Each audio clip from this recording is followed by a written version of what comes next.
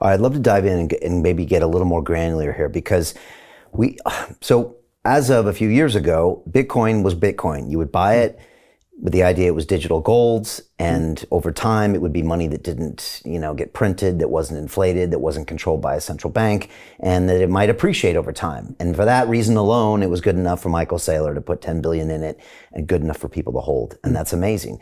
But now, through some of the work that you've done and everyone else, now you can do lots of things on the Bitcoin chain. You can inscribe a non-fungible piece of art, maybe call it an ordinal. You can create a fungible token with maybe a BRC20 protocol. And that's gonna grow onto the Room protocol, and we can talk about that. You can also inscript data on there because censorship is real. We've been censored.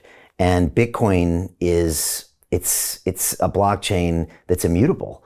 So imagine putting data in there. Imagine somebody in North Korea being able to send you a message that couldn't be erased. And this is real. I mean, even the Wayback Machine on the internet can be tampered with by the CIA. All these things can be changed, but most people would probably argue you can't really change that immutable chain on the Bitcoin. So you could literally have something that's censorship proof. So I would love to talk about all these things. First, just the non-fungible side of it. Ordinals have just blown up. They seem to be everywhere. There seemed to be a huge demand in China as well. And when the NFT market on OpenSea volumes were down 98% and all the apes were in the toilet and everyone thought this was just a crazy tulip phase, at the same time, in a weird way, ordinals were then coming up. And it was the story of 23. I was at the first Ordinals Summit in Singapore. And the vibe there was wild. I mean, guys are walking around in capes, and everybody said it reminded them of the early Bitcoin get-togethers where people were there just to develop something cool before all the booths came out and all the marketing dollars came out and all the brand sponsorships. It was like a real innovator's kind of paradise. And so I wonder if you could talk a little bit about, what the ordinals were and how it contrasted with, say, some of the NFTs in that movement. Yeah, so I think I think you've nailed why ordinals are important, really. So I think the so essentially an ordinal is stored into a taproot address, and like you say, it's on Bitcoin. So probably the most uncensorable blockchain in the world, extremely decentralized, governed by a system that kind of a consensus mechanism that everyone understands, and really the data will be on Bitcoin for all of time, right? So or as long as Bitcoin exists, and I think nearly everyone buys into Bitcoin having made that stake into becoming digital gold, right? And I think to my earlier point, it's really important that fee market exists to be able to keep Bitcoin as sort of keep Bitcoin's consensus mechanism working really well.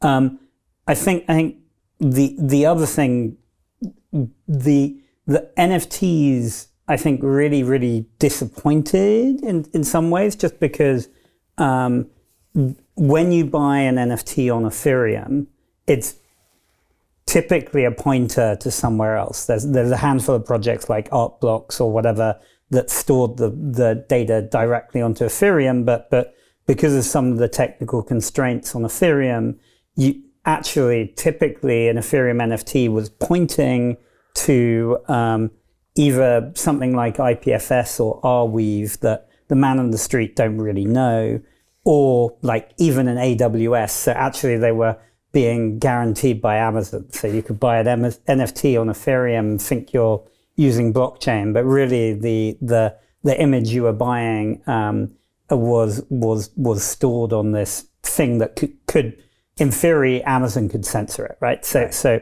the and even more funnily, like you had instances like the FTX NFTs, where effectively suddenly one day all the owners of the FTX NFTs got told your NFT is now the property of the US government, which completely undermined the point of this non-fungible thing that would be on a blockchain forever. Right. So when you suddenly had ordinals and information, data could be stored onto Bitcoin, it suddenly, this is something much more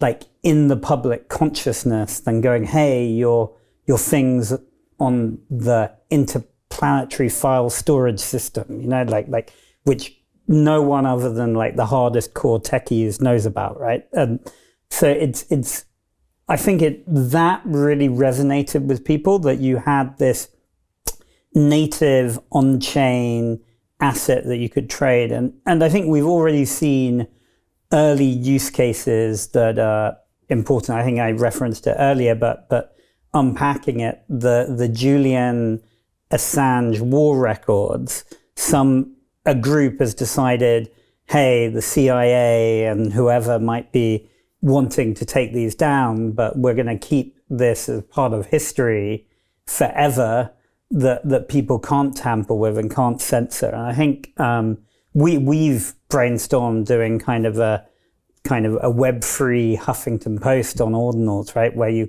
basically we've got a blogging tool, Scribe, and the thinking is like we can partner with various media operations to create something which is just literally free-form content that anyone can share with the world. So I think like those kind of use cases, or like property deeds or ownership, like they actually lend themselves really well to ordinals and Bitcoin. And you could imagine, especially like you say, I mean, the North Korea example also does keep people up at night in terms of like, okay, we've created a system going literally, it's kind of unstoppable, which is the nature of Bitcoin and blockchain. But to continue watching the rest of the episode for free, visit our website londonreal.tv or click the link in the description below.